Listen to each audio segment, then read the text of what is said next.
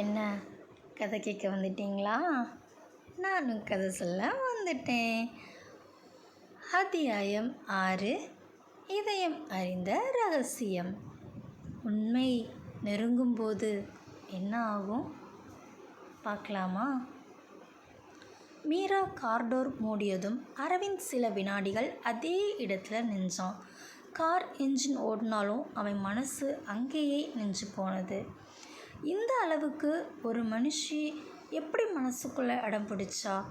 அவன் தனக்குள்ளேயே கேட்டான். ரூம் டோர் லாக் பண்ணி மீரா சுவர் சாய்ந்து நின்றாள். கண்கள் மூடியதும் அரவிந்துடைய முகம் வந்து போனது. அவன் குரல், அவனுடைய மௌனம். நான் தள்ளி போகணும், ஆனால் ஏன் மனசு ஒத்துக்கலை? அவள் கண்ணீரை கட்டுப்படுத்த முயன்றாள். அடுத்த நாள் காலையில் தவிர்க்க முடியாத சந்திப்பு. ஆஃபீஸில் மீட்டிங் ரூம், கிளையண்ட்டுடைய ப்ரெசன்டேஷன். அரவிந்த் லேப்டாப் ஓப்பன் பண்ணும்போது டோர் ஓப்பன் ஆனது. மீரா உள்ளே வந்தா. இருவரும் ஒரு வினாடி நேரடியாக பார்த்தாங்க. யாரும் சிரிக்கலை, யாரும் திரும்பலை. அந்த சைலன்ஸ் முழு ரூமையுமே நிரப்பிச்சு. டீம் பேசிகிட்டு இருந்தாங்க, ஆனால் அரவிந்த் கவனம் ஸ்க்ரீனில் இல்லை. மீரா பென்சிலை மெதுவாக சுற்றினா. அவள் கண்கள் அவனை தேடி திரும்ப திரும்ப வந்துச்சு. நேற்று நடந்தது ஒரு ஆக்சிடெண்ட் இல்லை, இது ஆரம்பம். பேண்ட்ரியில் காஃபி மிஷின் சத்தம். 2 பேரும் ஒரே நேரத்தில் கப் எடுத்தாங்க. அவங்களுடைய விரல்கள் தற்செயலாக தொட்டது.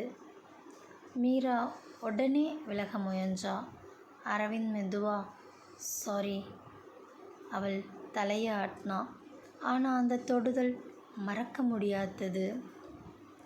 மீரா, நேற்று நான் அதிகமாக பேசிட்டேனா? அரவிந்த், இல்லை, நீங்கள் பேசாமல் இருந்தது தான் அதிகமாக சொன்னது. அவள் அவனை பார்த்தாள். முதல் முறையாக மெதுவாக சிரிப்பு. மீரா, நந்தினி விஷயம் உங்களுக்கு பேர்டன் ஆகக்கூடாது. நான் வந்தது என் வாழ்க்கையை சரி செய்ய, உங்கள் வாழ்க்கையை குழப்ப இல்லை. அரவிந்த், சில பேர் வர்றது குழப்பத்துக்காக இல்லை, தெளிவுக்காக. ஒர்க் லேட்டாக முடிஞ்சுது. Office almost empty. Rain smell அப்படியே காற்றுல கலந்து வந்துச்சு, மண் வாசனை. அரவிந்த், டீ குடிக்கலாம். இந்த முறை மீரா இல்லைன்னு சொல்லலை. ஸ்ட்ரீட் லைட்டு, அப்படியே ஒரு வாக். 2 பேரும் மெதுவாக நடந்தாங்க, ரொம்ப அமைதியாக, கம்ஃபர்டபுளாக. மீரா, நீங்கள் நல்லவர்னு என் மனசு சொல்லுது, ஆனால் அந்த ஃபீலிங்க்கு நான் பயப்படுறேன். அரவிந்த், நம்பிக்கைக்கு பயம் இருக்கத்தான் செய்யும். சடனாக ரிசல். Bus stop shade. 2 பேரும் ஒரே கொடையில்.